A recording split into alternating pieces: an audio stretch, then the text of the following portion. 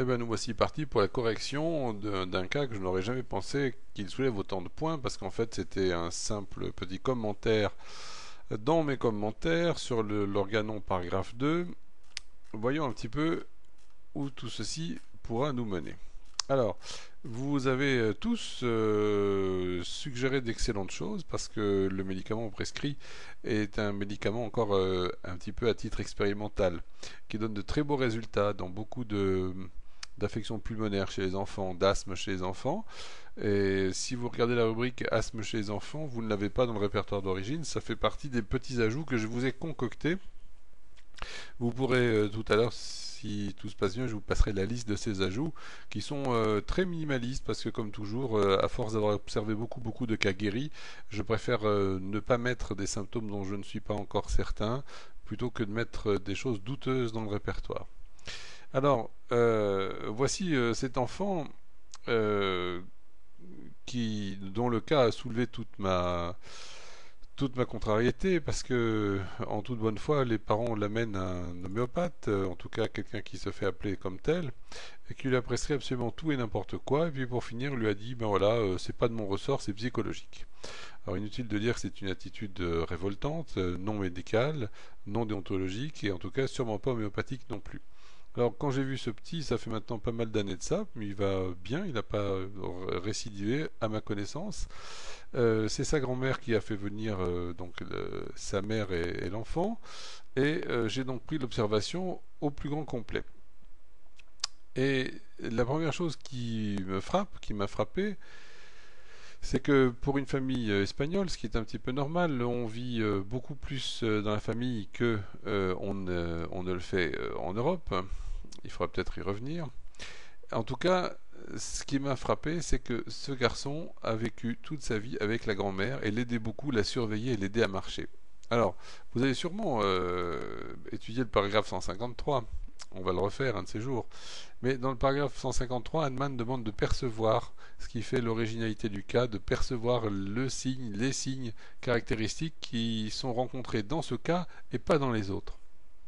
Ici, c'est un contexte très particulier où l'enfant a baigné dans une atmosphère de mort, de maladie, c'est ce que je vous demandais de vouloir noter en premier, et en même temps, c'est un gamin qui s'est énormément investi sur sa grand-mère, et quand celle-ci est décédée, il n'est même pas arrivé à manifester le chagrin. C'est-à-dire qu'il faut voir qu'on a ici une anomalie qu'il faut soulever.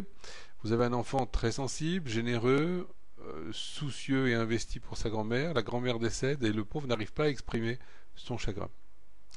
Alors dans ce contexte, vous pouvez imaginer des médicaments classiques que vous avez tous imaginé très bien d'ailleurs évoqués.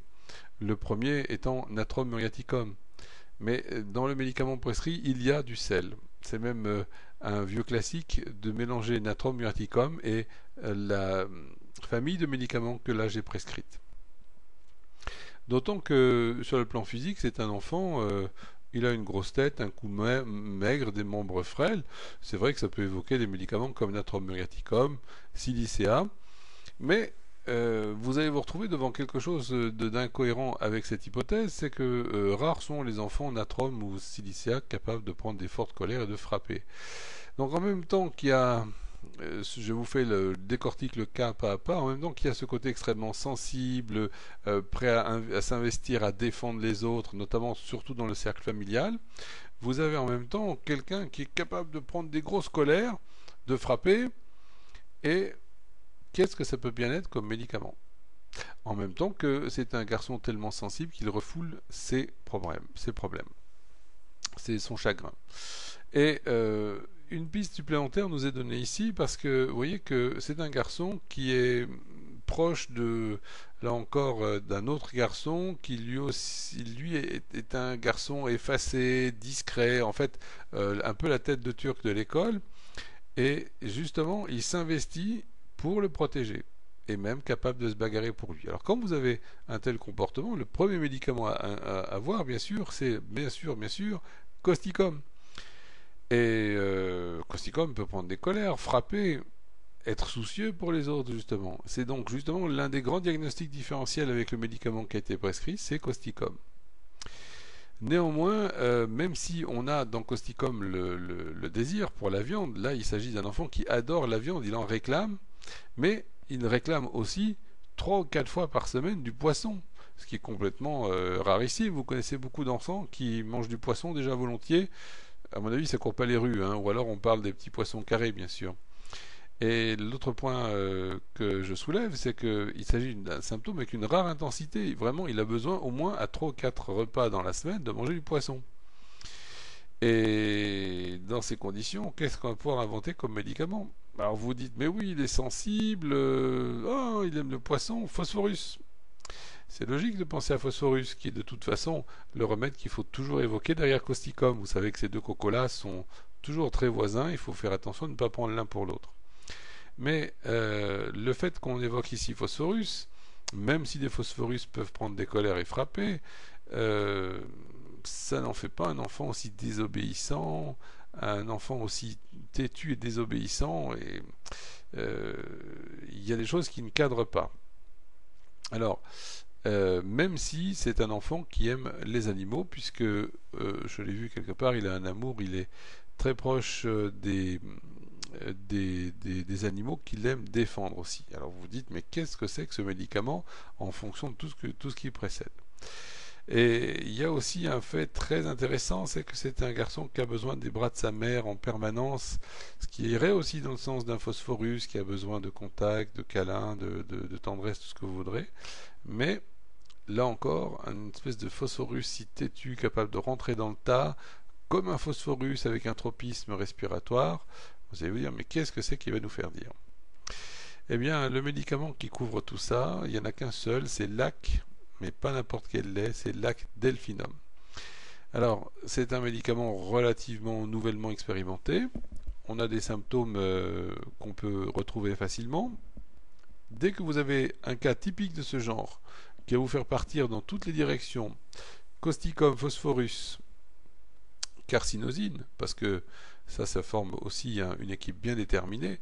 Carcinosine aussi, c'est un enfant qui est extrêmement en souci pour autrui, extrêmement investi dans le fait que pourvu qu'il arrive rien, il se fait de l'inquiétude, on prend la voiture, est-ce que vous avez bien pensé à mettre de l'essence, est-ce qu'on a vérifié les pneus, etc. Là, vous voyez que c'est une anticipation pour la défense des autres, mais il n'y a pas une anticipation comme dans Carcinosine que quelque chose ne se produise, que quelque chose n'arrive. Et il y a un caractère beaucoup plus trempé, beaucoup plus capable de se bagarrer que ne le ferait un carcinosine standard, même si certaines formes de carcinosine peuvent être des enfants à problème. La transpiration des mains, des pieds et de la tête, c'est un signe que j'ai souvent relevé dans les indications de l'acte delphinum. Ça demande encore à être confirmé, mais l'acte delphinum, probablement comme carcinosine, stramonium, sépia, calcarea, mercurius et tous les autres, transpirent de la tête en dormant. C'est un signe classique chez les enfants. Donc vous retiendrez à travers ce tableau très caractéristique de quels médicaments ne sont pas indiqués, comment vous allez vous retrouver devant un cas de lac delphinum. Je vais essayer de vous faire l'extraction du médicament, si on peut l'avoir. Voilà. Et comme ça, vous aurez les rubriques que j'ai rentrées moi-même du médicament lac delphinum. Voilà. Voilà, ça c'est les rubriques absolument certaines pour moi. Alors, amour pour les animaux. Ok, vous voyez que on l'a ici et on a quand même une liste de médicaments qui sont des classiques ici. Carcinosine se retrouve, bien sûr. Phosphorus se retrouve, pulsatilla, silica, etc. On a l'anxiété pour autrui, dans laquelle on aura bien sûr phosphorus, carcinosine, causticum aussi, mais avec une forme ici de bagarre, d'être prêt à s'investir pour défendre, protéger, qui n'est pas retrouvée dans autre chose que causticum. Ce sont des enfants capables de colère, colère violente, frappée, et vous voyez aussi une chose très intéressante qui les travaille bien, c'est que le soir, quand ils sont au lit, ils se mettent à avoir toutes sortes de pensées. Qu'est-ce qui va arriver à mon père si le père n'est pas là, etc. Comment dois-je le protéger? C'est une manifestation de protection familiale, en tout cas du groupe, plus que ne serait Causticum qui va réagir surtout par injustice envers le faible, l'opprimé d'une façon générale. Ce sont des subtiles nuances qu'on n'est pas parfois obligés d'arriver à faire, mais c'est pour bien vous les différencier. Ce sont des gens renfermés, réservés, bien sûr. Le chagrin, il peut être énorme, massif, mais jamais exprimé. Et ça, c'est la caractéristique de tous les laits. Tous les laits gravitent autour de la notion de séparation du lien, ou d'abandon au sens vraiment précis que le lien a été rompu. Par exemple, des enfants qui n'ont pas pu être mis dans les bras de leur mère à la naissance, qui sont transportés en urgence, en réanimation, etc. Très bien, on les sauve, mais la cassure du lien est faite et souvent ça va générer un lait dans la suite. Alors, lac delphinum étant un lait, si je peux dire, sauvage ou semi-sauvage, je crois que ça a été pris sur des dauphins en bassin. En tout cas, il ne va pas ressembler ici à des lacs caninum qui vont développer plus l'idée de soumission. Ici, dans le lac caninum, c'est la notion où il y a un lien tellement écrasant, on est tellement comme ça pris à la gorge, que lac caninum, c'est souvent quand on a un parent qui est extrêmement trop présent, qui ne laisse plus d'espace à l'enfant. Vous avez l'autre point dans les désirs et aversions qui est extrêmement marqué chez ce médicament, c'est le désir de poisson et le désir de viande. Et comme Kenote ici, l'asthme des enfants, vraiment, c'est un grand médicament que je ne connaissais pas jusqu'à il y a encore 10 ans et dont je ne soupçonnais pas l'ampleur. Voilà déjà pour les premières choses à savoir sur lac delphinum.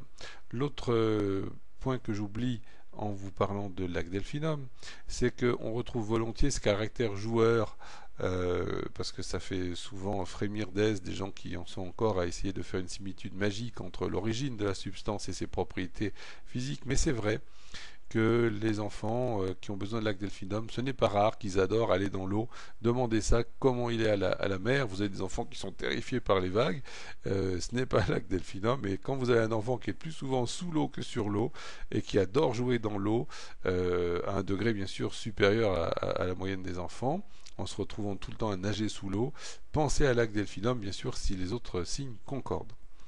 Voilà, merci pour ce cas. Je vais tâcher de passer rapidement à la concoction du cas clinique, je ne sais plus combien, mais c'est le suivant, on va arriver. Je vous ai préparé pas mal d'articles aussi pendant ma période d'absence. Donc merci et à tout bientôt.